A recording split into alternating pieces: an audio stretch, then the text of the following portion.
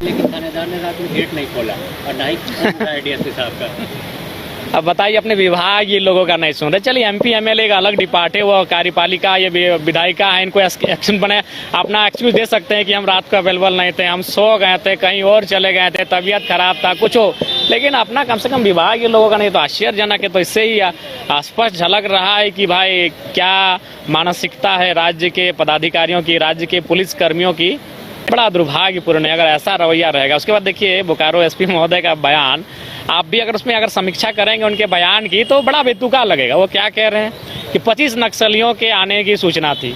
तो कहाँ है मार्च, कहाँ है आपका सर्च अभियान, कहाँ है आपकी पुलिस का मूवमेंट, कहाँ है आपकी मुस्तैदी? कहीं नहीं है। उसके बाद विधायक को भी सूचना होनी चाहिए कि विधायक जी आप नक्सल प्रभावित क्षेत्र से आते हैं। बोकारो जिला में 2 ही ब्लॉक है जो पूर्ण रूप से नक्सल प्रभावित मानते हैं, एक गोमिया, तो वो तो मंत्री है, उनको फिक्र है नहीं, दूसरा नावाडी। तो वहाँ के विधायक को तो कम से कम सूचना किसी माध्यम से मिलना चाहिए था कि आप थोड़ा सा जब भी जाइएगा प्रोटोकॉल के साथ जाइएगा, पेट्रोलिंग के साथ जाइएगा। तो एसपी अपने डिपार्टमेंट का बचाव करने के लिए उलूल जुलूल बयान देकर आज निकल गए। वो बयान से ना जनता संतुष्ट हो पा रही है, ना कोई संतुष्ट हो पाएगा। 25 नक्सली घुसे हैं और आप कोई सर्च अभियान ही आपका नहीं चल रहा है। ठीक है, वो रात थी, आज 2 दिन हो गए, अभी भी तो कोई अभियान उनका नहीं देखे। फानन में उनसे मिले, उनसे मिलने की मेरी कोई योजना भी नहीं थी। मेरी योजना थी आज 2 काम यहाँ रांची में था। पहला काम था कि जो आंदोलनकारी छात्र हैं उनसे मिलना, और दूसरा विधानसभा की जो समिति बनाई गई जिसका मैं मेंबर हूँ, उस समिति की बैठक में भाग लेना। तो फिर हम बोले कि अगर छात्रों से मिलेंगे और हम एक विधायक होकर उनको कितना आश्वासन दे सकते हैं, इसीलिए किसी एक ऐसी बॉडी से बात करनी चाहिए जो बहुत ज़्यादा रिस्पॉन्सिबल हो। तो फिर हमें ख्याल आया कि महामहिम उपयुक्त हैं। अगर सरकार तक बात नहीं पहुंच रही है, सरकार अगर इग्नोर कर रहे हैं, तो ऐसे में इस राज्य में और एक शख्स बैठा है जिसको हम लोग मार्गदर्शन के लिए, हस्तक्षेप करने के लिए इस विषय में बोल सकते हैं, वो महामहिम है जो राज्य के प्रथम नागरिक हैं।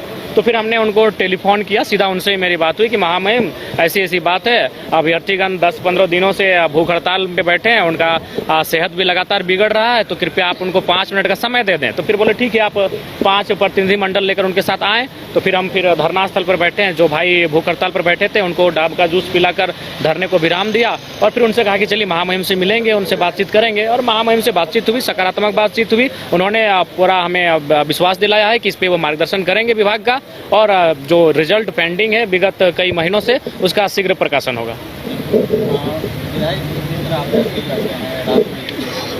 नहीं देखिए, उसमें प्रशंसा नहीं, लेकिन ये तो वास्तविकता है कि कल को जो विधायक 1:30 बजे रात को नावाडी के जंगलों में था, सुबह हजारों की भीड़ को नावाडी थाना में समझा बुझा रहा था, प्रशासन और पब्लिक के बीच जो खाई उत्पन्न हो रही थी उसके बीच में मध्यस्थता कर रहा था। और आज मैं रांची पहुंचता हूं, जेपीएससी के जो अभ्यर्थी उनसे भी मिलता हूं, विधानसभा की जो मेरी समिति उसमें बैठक में भाग लेता हूँ, महामहिम से भी मिलता हूँ। तो ये तो है भाई कि मेरी जो क्षमता है उस क्षमता के अकॉर्डिंग मैं काम कर रहा हूँ, पूरी ऊर्जा और पूरी तल्लीनता के साथ मैं काम कर रहा हूँ। लेकिन बाकी लोग भी अगर थोड़ा सा कोऑपरेट कर रहे हैं, बाकी विधायक बिल्कुल, प्रशासन चैन की नींद सो रहे हैं। जनता अपना हिफाजत स्वयं करें।